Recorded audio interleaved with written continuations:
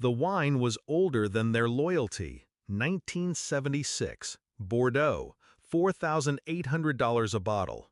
I bought it. He toasted with it. To new beginnings, he said, his voice syrup thick.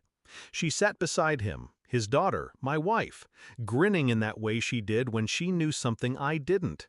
Lipstick smeared just enough to make me wonder if it was from the wine glass or someone else's mouth. Then the sentence. Clean, sharp. Your wife's new husband will take over now. They both smiled, like I was being let go from a job I never applied for. My chest tightened, my mouth twitched, but didn't move. I smiled back, fork in my hand, steak untouched, heart burning. I looked down at my plate and imagined it was theirs. I didn't speak on the drive home. Neither did she. She just scrolled through her phone like nothing had shattered, like I was nothing more than a stepping stone she'd scraped her designer heel against.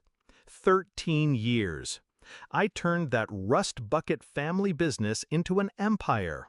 I made his failing steel company worth $85 million, optimized logistics, gutted dead weight, brought in the investors he couldn't even schedule meetings with. I became the face, the strategist, the engine. She was the smile beside me at the galas. He was the shadow behind me at the boardroom table. And now? Now some freshly minted husband, the man she had apparently already married, was going to take the reins? They'd stripped me of everything, except awareness. And awareness is where revenge begins. The next morning, I walked into the office like nothing happened, shook hands, nodded, smiled. But behind my eyes, gears turned. I started with the finance systems, quietly. I still had access, of course I did. The infrastructure was mine. I noticed the blind trusts, the subtle reallocation of stock, the early incorporation filings, months ago, all pointing to a new CEO being prepared behind closed doors, meant to look like succession planning, buried in legalese. But I knew the language. I'd written it. I checked her messages, not on her phone. I never needed it. I had backups. She gave me her trust early in our marriage, and I banked it like capital. What I found hit harder than I was ready for.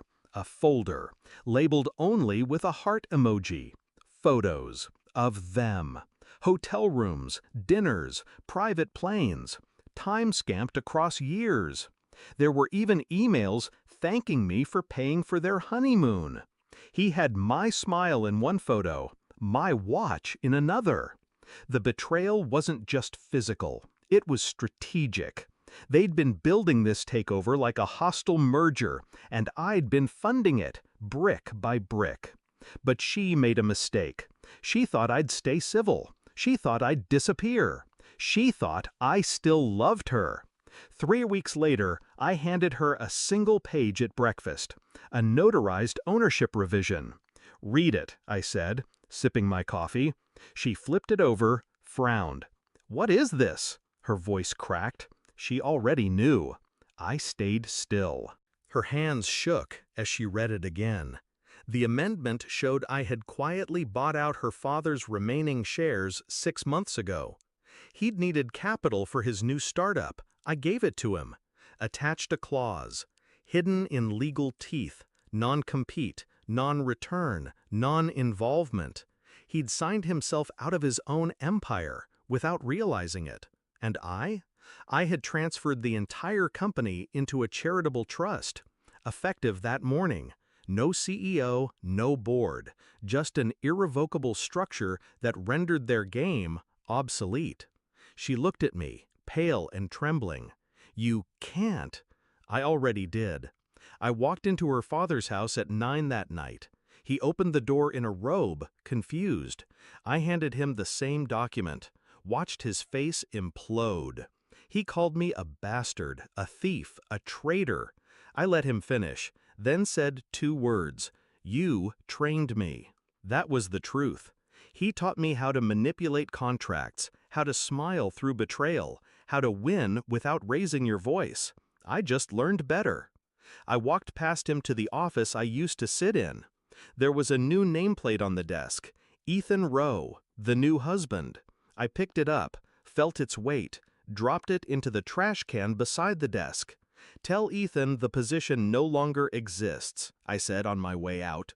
She called later, crying, begging, said I'd destroyed everything. "No," I replied. "You did. I just finalized it." I took nothing but a suitcase, no photos, no files. Left the house key on the marble counter, beside her wedding ring. I'd found it in a drawer next to a pair of boxers that weren't mine. I booked a flight for nowhere in particular. I don't need the money. I never needed the company. I just needed to know I wasn't crazy. And now? Now she knows what it feels like to be discarded mid-meal, to smile through betrayal, to realize too late the man she thought was a pawn had studied the board far longer than she had. I don't miss her. I miss who I thought she was.